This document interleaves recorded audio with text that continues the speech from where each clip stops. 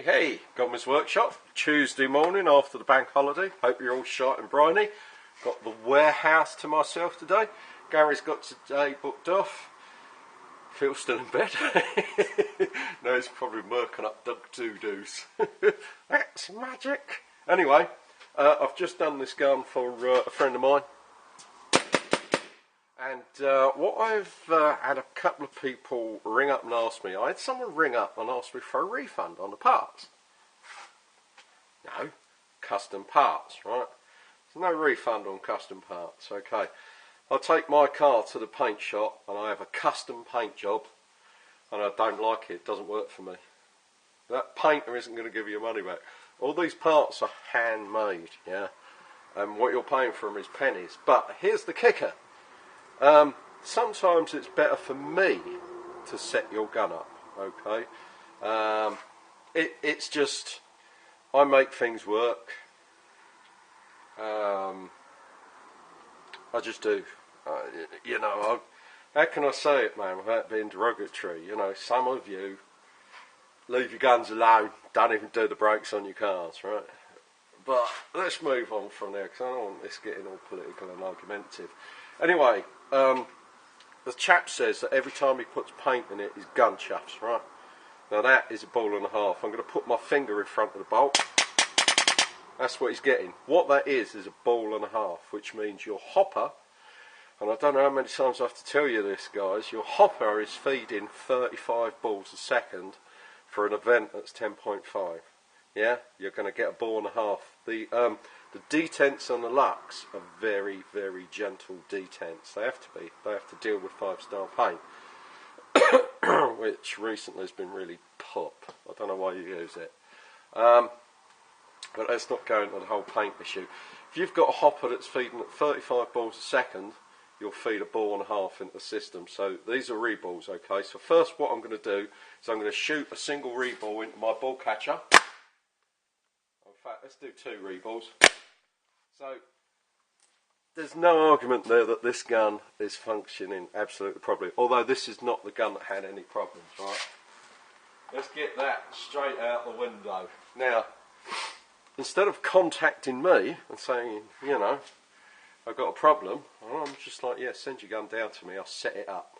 Okay? Straight away, doesn't want to pay for the post. 20 quid to rule the field. 20 quid to have the best gun out there. 20 quid. Yeah? Anyway, so look, that's your hopper, pushes a ball in. Let's just do that halfway. And then this next one comes in. That actually shot both balls. These are oversized reballs as well, so they're quite difficult to get through the gun. We're going to see if we can get a ball and a half here.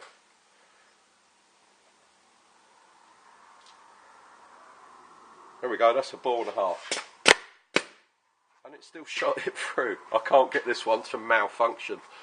So as you see, there's no problem with these guns, with the custom kits shooting the balls. Yeah, no problem whatsoever. I just tried to induce a falso and it wouldn't have it. It went once and then after that it cleared itself. But if you've got a rotor, I do a custom spring for the downstack pressure. Yeah, it knocks 3/4 of the downstack pressure off the rotor. Now, I've had professional chats with Dye and I know how their teams run their rotors. So they don't get a ball and a half feeding. They only put 2 batteries into the battery compartment and they bridge across. Because I went to Dye and I said, look, I've got problems with your Dye rotors feeding too fast. How do I slow them down? Where's the programming? There isn't any programming on the Dye rotor. So I was going to put a variable resistor in between the battery pack and the electric motor to fool the electric motor into thinking the batteries were flat so it turns slower. Apparently all you do is 2 batteries and you bridge across the 3rd one so you get less amps and the rotor turns slower. With my springing as well, that's your whole ball stack pressure sorted. That's done, right? For the spire, I don't know. I don't know enough about the spire, but if you've bought a spire, remember all you've got to do is get the instruction manual out and read it, and if there's programming available, bring your downforce and speed of the hopper down. And people are still saying, oh, the spire is really gentle. It's not to do with how gentle it is, it's to do with its speed. And you can pretty much guarantee the spire is designed, if it's not programmable, to be 35 BPS. It just seems to be a benchmark for hoppers. But if someone could actually post a comment on here and tell me if the spire is programmable, if I get a chance today, because I am here on my own, I'm going to be very busy, if I get a chance today, I will jump on the internet and have a look about, see if there is programming available.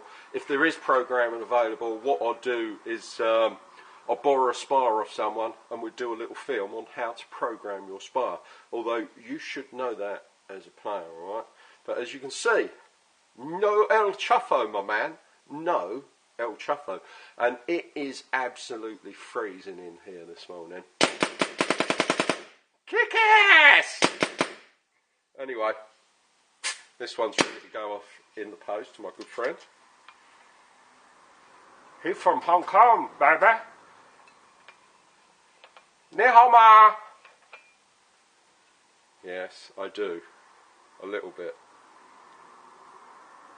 Remember, many years ago, man, I was stationed, as a squaddy, I was stationed in Hong Kong. Don't forget that shit, man. And Singapore. Singapore, they're very, very posh. They don't like people from Hong Kong. They consider themselves a breed apart. And if you ever go to Singapore, you can speak English, but you must sound like Yoda. Help you, I will, yes. Because that's how they talk. It's really, really weird. Anyway, so this, absolutely rocking. I've done a slightly different bolt guide inside here. This has got an even bigger bolt guide inside here now, okay? It's an experimental one. I didn't make it. It comes from another manufacturer. So what I'm going to do now is we're going to add a little bit more lube on here.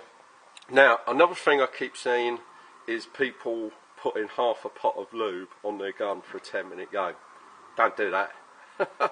If you get silicone in your barrel, it grabs hold of the ball. If it's on the side, your ball's going to go this way. If it's on the other side, your ball's going to go this way. Same for up and down. Less is more for a 10-minute game. Lots of lube. If you're going in the woods all day, then yeah, lube up. If you're just doing a 10-minute game, you do not need half a pot of lube. Come on, guys. Yeah, think about it. Of course, I make my own lubes now. I do a 50% silicone, 20% Teflon, because it's pure Teflon, it's really fucking expensive, and it's 30% lithium. Of course, the silicone is the lubricant, the Teflon is what grips hold of things. It's really good for that. And the lithium has a shear value. Shear value is how quick a lubricant destroys itself through friction, or gets destroyed through friction. Like car oil in an engine doesn't have to pass through a gearbox, and it's low shear. Transmission oil, which is in your gearbox, has to pass through gears, which choppy. That's what we call a high shear. Okay, so this may not look lubed, but trust me, there's loads of lube on here, because you only need the tiniest little bit. And with that, I've got like 150 cow rentals to get out, so I'm going to go and sort them out, and we'll talk later. I'll see you later, buds. Bye bye. Ta-da.